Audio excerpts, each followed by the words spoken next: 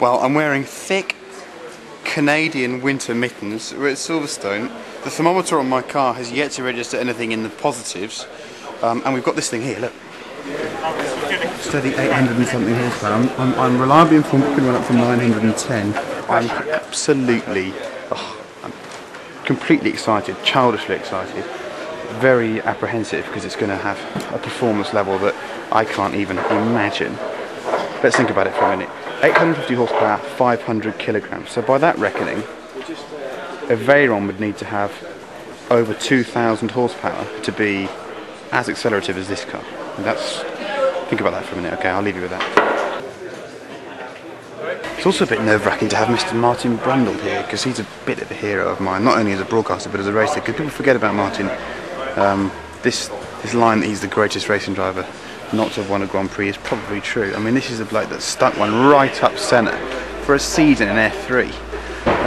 And he's out just before me. And what are you supposed to do about that? It's ridiculous. He's out just before me. It says M. Brundle, C. Harris. I don't think it's a day I'm going to forget in a hurry. You need a certain throttle angle to get it to go, because when you're coming out of here, especially with the icy pit lane... I think they've agreed to give me a push, a sort of wheelchair style. You're almost... What I've been inclined to do is get them to push you out of the garage. Get me some momentum going. And just get you pointing down, because you need to...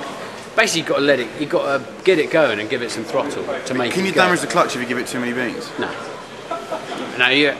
But you want to just pull away sensibly, almost road car wise. But it reads throttle angle. That's when it reads the stall situation, anti-stall. So as long as it can register some throttle going down, it'll take. I've got to find out myself. I shall trigger it several times yet. So that's one challenge. Other than that, for them to function, it's straightforward. Just really, up, down. Yeah, seven gears. We need to find out where the neutral button is, and then you just keep pulling up and down. You'll find the gearbox sensational, absolutely sensational. Do you left foot brake? Yes. Yeah, I never left foot brake because I knocked my foot off my leg once, so it does. But you've got no option there, so you. I felt that. You've got almost like two pallets your feet sitting, haven't you? Yeah, which is a good thing really. So it's like it really is stop and go. But it's all about heat management driving these things. So if you're not able to push it a bit, you'll lose tyre temperature, at which point it will become horrific. But at the same time, you need brake temperature. Until they flare up, you'll feel like it's just somewhere to rest your foot while you're on your way to an accident if you're not careful. Until the temperature comes right up to the top, somewhere sensible. But I mean, they should be reasonably benign with a bit of luck. So you've got to. I'll see how much grip there is when I go out. Is he going out on wets now, is he? Yeah, he's just going to do an install on wets because the track's a bit icy. But the track's a bit icy. I love the way you said that with the deadpan face. Yeah. So we'll send the young brave one out first, and if he comes back, I'm going to have a look out in the road car, and I'll see how it feels. But you know what? You really need to get out there. And do you know this track? Yeah. Well, I haven't done the national this year, but I have raced it. Yeah. Right, you'll be right. So you sort of need to get out there and go to an extent. If you poodle around, you'll find you sort of fall off the plateau, as it were, and then it won't come back to you.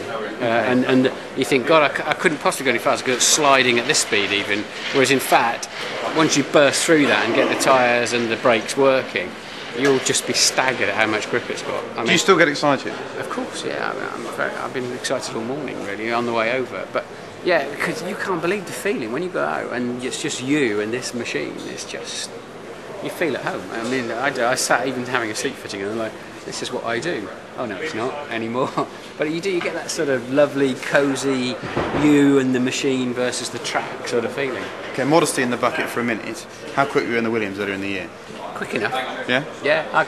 All the time I was losing to the main guys was not in the small stuff, although I'm not very good on the left foot braking, but was in the really high speed stuff because I couldn't believe it. I was flat in 6th through the first corner and they're flat in 7th. Good job. Yeah, they're flat in 7th, yeah.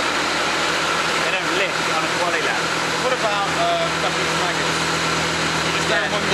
No, they're flat in 7th through there.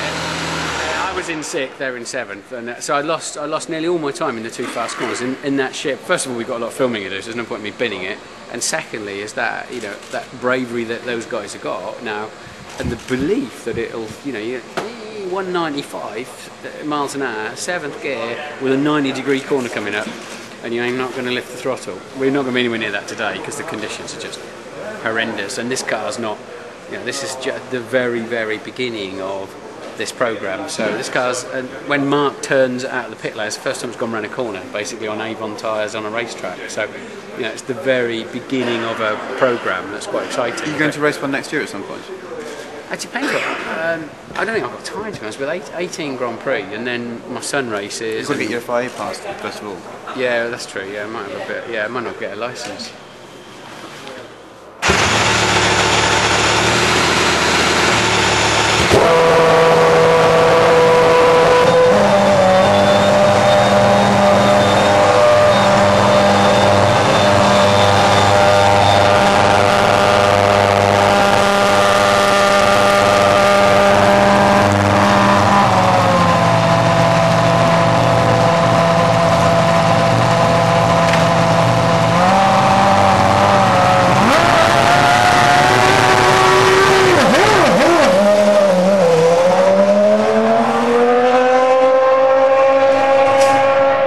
I can't believe he didn't stall it.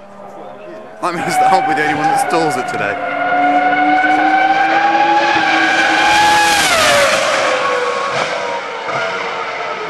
Basically, that's the clutch. Use whichever hand you want. Yeah. Up the gears that way, down the gears that way. Yeah. So fairly conventional. The clutch bite is quite fierce. Yeah. So when you pull away, just feel it, bring the revs up a little bit, and feel the clutch. Yeah. And it's quite a violent bite. Now, if it goes into anti-stall, which is what you heard Martin doing up the pit lane, where it kind of lifted the clutch, you don't need to do anything with the gears. All you need to do is pull the clutch in and have another go. Yeah. So you don't have to select gears or neutral or anything. Just leave it in first. You'll see a 1 come up here, and then off you go. So just keep remembering, clutch in, pull away. Don't need to touch the brakes or anything. Just maybe a bit more revs, and you'll feel it go away.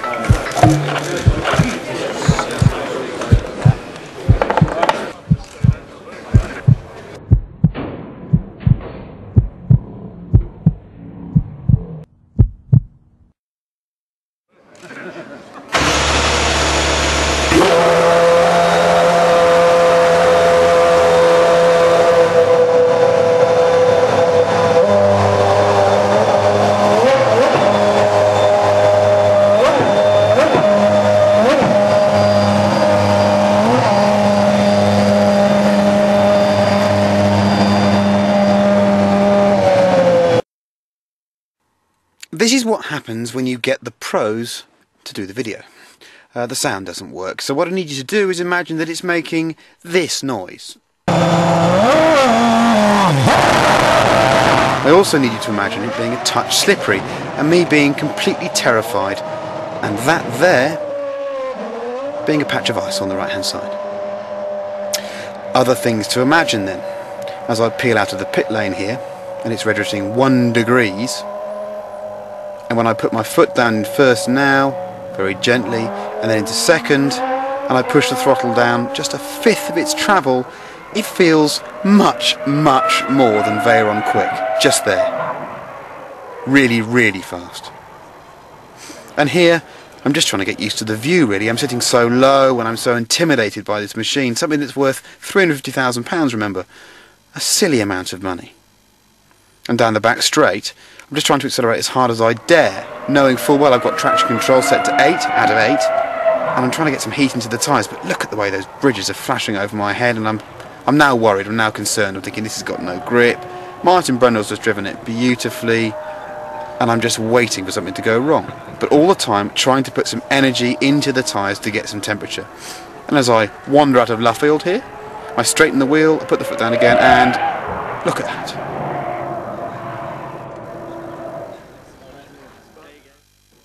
You know what?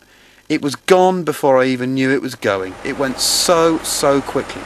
And now, even though you can't hear it, I'm sitting there saying, well, I'm saying bollocks really.